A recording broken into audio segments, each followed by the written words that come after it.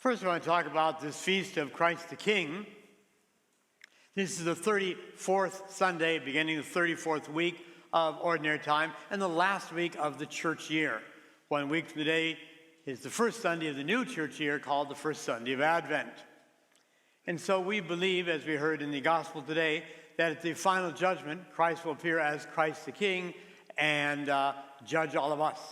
So this is the last Sunday of a year, so we'll talk about the last judgment, and hence the feast of Christ the King, a very beautiful feast on the church's calendar. And a shout out to Christ the King Catholic Community, our neighboring parish. I started that parish when I was 34 years old, a baby priest. That was 45 years ago. Add the two, you know how old I am. So congratulations as they celebrate this weekend their 45th anniversary over there at Christ the King.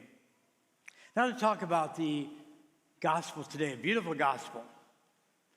Jesus says that when the world comes to an end, there'll be a last judgment, and he'll separate the sheep from the goats. Now, I'm sorry to those of you on my left hand that I've called you goats, but that's just the way it is.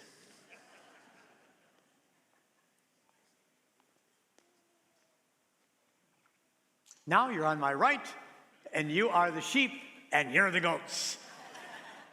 So isn't it like that? Sometimes we're sheep, sometimes we're goats. We go back and forth between good and bad. You see, sheep are docile, compliant, obedient, easy to work with. Goats are obstinate, independent, resistant, and so on. And really, Jesus wasn't talking about farm animals. He was talking about us, human beings, and that there will be a judgment. But first of all, how do we judge people here on earth? What impresses us about other people? There are lots of things that impress us about others, and I think it's good. We should be impressed by people who are doing a good job. We can be impressed by someone's wealth. If they've earned it well, they're hard workers, maybe it was a rags to riches story, they're industrious, they're hardworking, and so we're impressed by some of the very wealthy people in the world, especially if they also use their wealth to do good in the world. That's even better. We're sometimes impressed by the power that people have. The President of the United States, the King of England, prime ministers all over the world, mayors, governors, employers, bosses. They have power, and hopefully they use their power well, what we call servant leadership. They are leaders, but they show us how to serve by serving as well along with us. We should be impressed, people who have that good leadership quality. Sometimes we're impressed by people's possessions, the things they own, the beautiful big house they live in, the nice cars they drive, the clothes they wear. That's very impressive. Sometimes we can be impressed by people's intelligence. People have a very high IQ. We think, wow. People went to Harvard or Yale or Stanford, whatever. Great, wonderful, impressive. Sometimes we're impressed by how people look. People who are handsome or beautiful. There's even contests, Mr. America, Mr. Universe, or those strong bodybuilders. We're impressed by that. Or Miss America, Miss Universe, beautiful women. All that's wonderful, and congratulations to those who have those achievements. We should look up to them. Is God impressed with any of that? Sorry to say no. We can't take anything with us. Job wrote, "Naked I came from my mother's womb, and naked I shall return." In other words, I take nothing with me. I've never seen a U-Haul following a hearse. So you take nothing with you. So Jesus is not going to ask you, let me see your bank account, how much money's there. Let me see how many friends you have, how many followers on Instagram. What kind of clothes were you wearing? Let me see the labels on the back of your shirt. How powerful were you? How many people did you have subject to you? None of that's going to impress Jesus whatsoever. What will impress Jesus? What we heard in the gospel today. So if there's questions at the end of our lives standing before Jesus, it won't be an IQ test.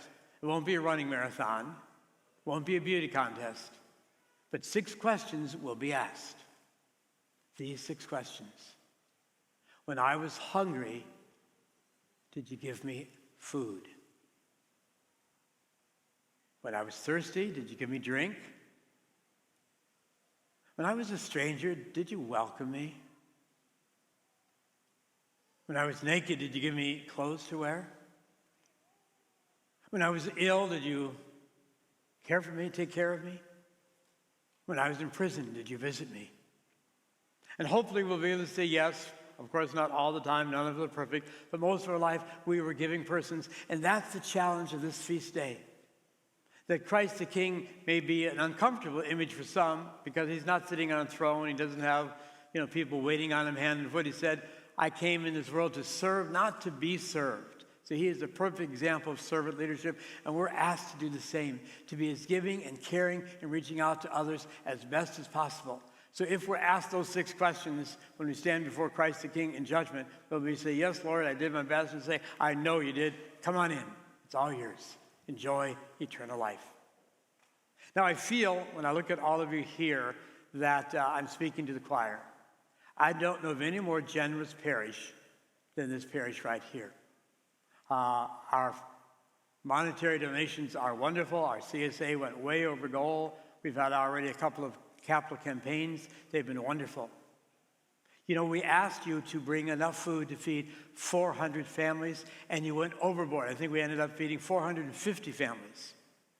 The video I put on the bulletin last week, I said I'd be out of town in Hawaii, and so normally I would give out those ornaments on the tree. So I made a video, and I challenge you to have those trees empty by the end of one Sunday. And you did.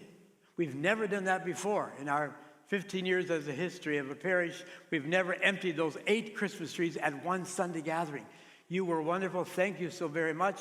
I think I need to go to Hawaii every year so that you can respond to my challenge, okay? Congratulations.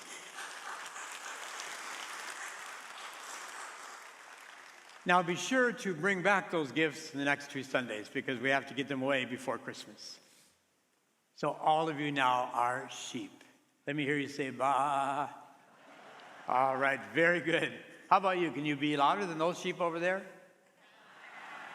All right. Honestly, the Good Shepherd is a beautiful image as well. Christ the King, the Good Shepherd, and we are his sheep, and we are his followers. He leads us where we should go. The Lord is our shepherd. There is nothing I shall want, but I shall reach out to those who need wants. I will be a giving person. God bless you.